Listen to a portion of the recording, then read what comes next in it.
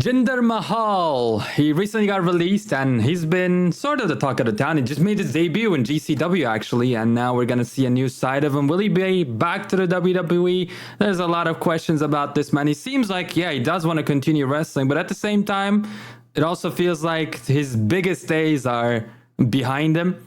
I mean, well, he said a couple of interesting things about WWE and Vince McMahon that I want to particularly bring your guys' attention to here today. We got this long quote that I want to just get to real quick. Hold on, wait, we got to get our Whoa. opinions on Jinder first, man. I'm the biggest Jinder Mahal guy in the business, so let me tell you what I think about the man. I love Jinder to death. I'm glad that he made his debut in GCW. You know, when he was doing that interview with Redacted, shouts out to Chris Van Vliet. I ain't even going to do that. But when he was doing the interview with Chris Van Vliet, he did seem like he was kind of unsure of what he wanted to do. He said, yeah, I mean, sure, I'll get on TV one day, but if I can't be myself, then I don't want to do it. So it kind of sounded like he was kind of willing to step away from wrestling if he had to, but I mean, it looks like he still wants to do it since he's making that debut. Hopefully we get to see him in AEW, but I just had to get my Jinder thoughts out because, again, I'm the biggest Jinder Mahal guy in the business.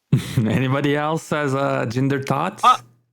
I'll say something. Look, Jinder Mahal is someone who I'm always going to have a personal connection with. He was the first ever WWE champion of Punjabi descent. Shout out to my Punjabi brother Jinder, or Raj Desai as he's now known. So like I'm always gonna have that connection. I'm always gonna support him. Love it. I'm really interested to see what happens, right? Because I think Jinder is like one of those guys who is going to go do very well on the independent circuit. Like not just monetarily, I think he's gonna like make a lot of money, but I also think having him on the independent circuit is better for wrestling overall than having him in WWE at this point. Because it's a good thing if a local show can say former WWE champion, Raj Desai is going to be at my show. It is going to help GCW. It is going to help these local promotions. And honestly, it's going to make moments like I eventually think this will happen. I think we are going to have a bit of a culmination of like that little Twitter drama that happened earlier this year between Tony Khan, Hook, and Jinder. And I could see them like doing like a one-off match, Jinder coming on Dynamite, much like Matt Cardona did recently, and like just being like, yeah, give us Jinder and Hook. And he talked about it. I'm not going to get ahead of us, but like he also did talk about he felt like he was limited in WWE with what he was allowed to do as far as in ring. And look, we are about to see unhindered Jinder. I'm not going to say he's going to have like 5-star Ospreay matches, but we're going to get to see a little bit of a different side, I think, of him, and I can't wait. Brian, you got any Jinder thoughts? Him, though. Man, I ain't gonna lie, bro. I was never the biggest Jinder fan, so it's like for me, it's more like it's cool to see him out there. And like Omer said, just to pick up on that point, former WWE champion on a promotional paper, that definitely gets eyes on the show, gets more people in the building. But aside from that, man, like great wrestler from what I've seen, but I also just wasn't sold. I thought it was goofy when he won the championship, and that's just my 2 cents. But I don't know. We'll see what happens. But happy for him. I will say, I know the presentation and the package was great, which is, whoa, that's what's most important to me. Like when he came out, I think he had one of the best entrances in WWE history when he came out and the camera circled around him. But I think when he got in the ring, that's where the problem started. So I was hoping like he improved and he kind of got his feet under him, but unfortunately he never did. But you know what? Wrestling, again, is not the most important thing to me. So still a big Jinder guy.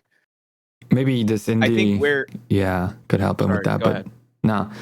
I was just going to say, yeah, I agree with Kenny in the sense that I think he knows what the business is about, and he had a great character with Jinder. I think a great run, like everything that was given to him, I think he did it to a T. He over-delivered, especially with the Rock promo, and then the Seth Rollins match was crazy because we still remember it. Like, I still remember that fake, a near fall. Because they used like a older finish where he actually won the WWE Championship. Like it was genius. It was great. It was simple, but it was all you needed to do. And then, he wasn't even at the Rumble. I guess he just gotten forgotten basically by the creative. So unfortunate to see, but I just think he's younger than I expect. But like I don't see this being another Drew McIntyre thing, Cody Rhodes thing, where he comes back as 2 times crazier. I mean, if it happens, that'd be cool. I would love to see him try. But yeah, I think now he's just looking to have fun and ride off into the sunset. Get a couple of appearances in the WWE, of course, in the later years. But that was my thinking. What were you gonna say, Omar? I was just gonna say. I mean, I think like one of the most underrated aspects of Jinder's like entire package, as Kenny Baum said earlier, is his. I think that there was no one like in like 2017, 2018, that era of WWE, who had better like facial reactions than Jinder. Like that, like that almost like emotional, like kind of like, oh, gotta make sure the people in row Z see what like I'm snarling or whatever. Like he was really good at that, and I think it's like a lost art in wrestling because I mean Cody Rhodes does it. Like he's probably one of the few people, honestly, who really does it nowadays. Like in the other direction, obviously, is like a face go like, yeah, come on, like that whole thing. But it's a lost art, and I think Jinder is going to do very well, like especially in live crowds. Like that is something to expect. Like he's gonna be able to like manipulate a crowd in a way that people aren't going to expect. Especially if he has a lot more creative control over what he's doing. So yeah, anybody who just saw that, I was just doing the Roman Reigns sale. The chin, yeah. That's what he does in every match. Every time he gets hit. Yeah, he gets hit in the foot, and then immediately he's like, "Oh, come on." But yeah, actually, good point, Omer. Because even in the interview, he always talked about like on TV, you got ad cues, freaking go home, like no time, everything is set already. And he was complaining a little bit about like not being able to do matches where you just feel the energy of the crowd and go from there. And I think those kind of wrestlers that give importance to that and try to do that as much as possible are the better ones usually. So I'm hopeful again. I'm just not thinking it's gonna be too crazy. But there is something crazy that I wanted to get to at the beginning of the video. Let's take a look at this quote because it's just a nice, interesting story about the backstage situation that went on in the WWE, especially when Vince was there. So Jinder Mahal said there was one promo in particular recently. I actually just saw Shelton Benjamin tweet that if he could take back one thing in his career, it was a promo with Yoshitatsu. Same thing, kind of like a racial promo. So that day I had the promo. I got the script from the writer. This is from Vince. He wants you to say this. I was like, oh man, I don't want to say this. Is there anything else we can do? He said, no, it comes from Vince. So I even asked Vince and said, this is going to get negative backlash. He said, no, don't worry. Who cares? It's not you. It's a character. It's just entertainment. So I did the promo, was not happy with it and not proud of myself for doing it. I really wish that I could take that moment back, but unfortunately, I can't. Right when we came back, it got a lot of negative backlash. Like, I remember coming back from Gorilla, I was still hanging out by Gorilla, and one of the social media managers came up to me and said, hey, this is getting a lot of bad PR and Vince wants you to tweet something like a statement. I said, okay, cool. He came up with something. Maybe the PR team wrote it. Someone came up with a statement. And as we were about to tweet it, he said, actually, Vince changed his mind and he said no. So the moral of the story is Vince McMahon from the do-rag era, even though we don't see him on screen, he was still there in spirit, backstage, doing it up.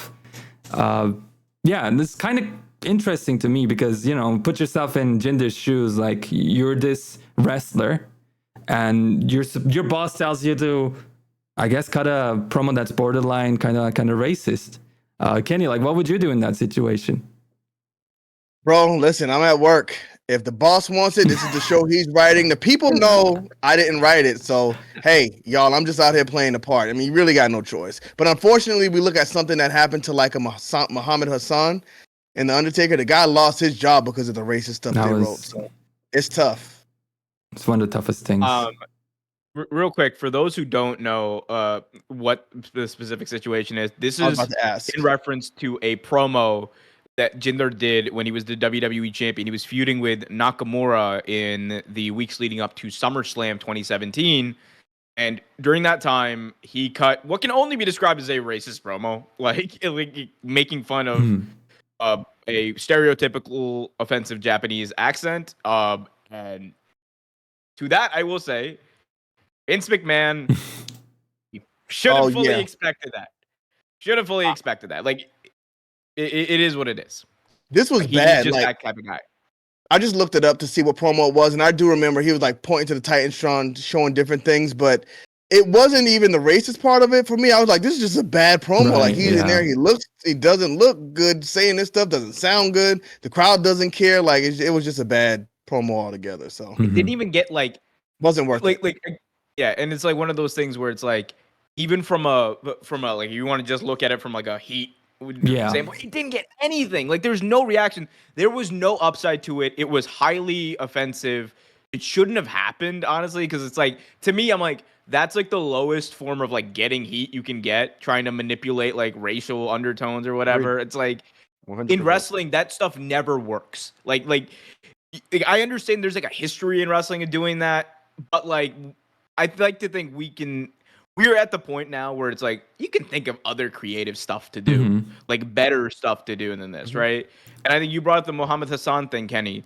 Like that is an example of like exactly why you don't really touch race in wrestling, not just because of the history and of race in wrestling, but also just because, man, like there's no wrestling company has ever proven that they can do that in a tasteful or even, intelligent way.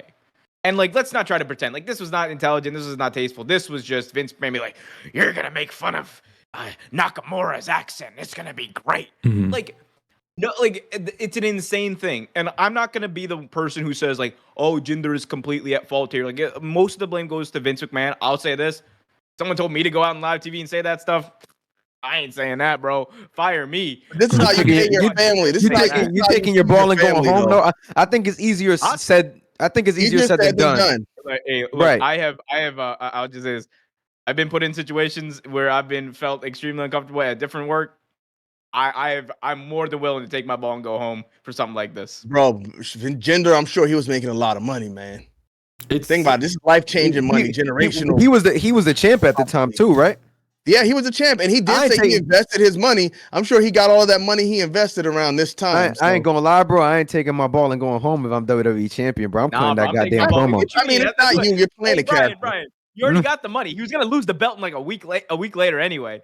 Like, and he knew it. Like, you're gonna lose the belt in like a week. Bro. Need this? I don't need to be cutting racist promos on WWE. So if Quentin Tarantino got you and he said, "I want to get you in this movie, Big Home," you wouldn't do it. That is okay. That's I think where the that's where the difference is, right? Because people like to say that like professional wrestling is like 100% equal to like a TV show, right?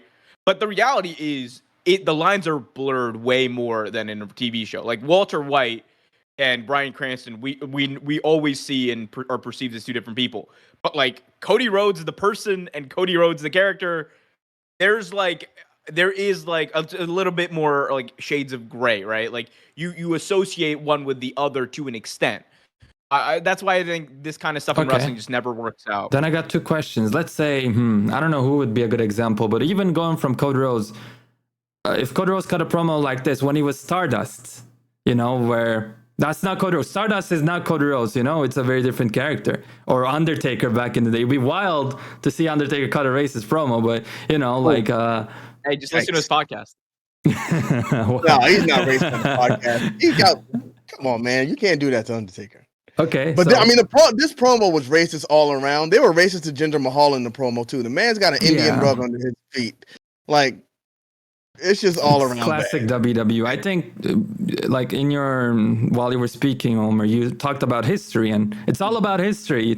It's in the past. Vince McMahon was just out of touch at that point because he was getting so freaking old. But Kenny, so you said it was Jinder Mahal's character, so whatever Vince made him say, no problem. Let's take this exact same story, but this time instead of Jinder Mahal, Hulk Hogan came out there and said those things. Well, he was supposed to be the American hero, so it wouldn't make sense for him to say it. Jinder Mahal, like Vince McMahon looks at these people from other countries as like the evil heels. I mean, Hulk Hogan's an all-American white man. So if you in there tearing down other countries, what are you doing? No, I like the fact that you gave me a serious answer. Yeah, that makes sense. The most American out of all of them, too. You said what? He's the most American. We'll leave it at that. Hey, we'll leave it at that. Yep.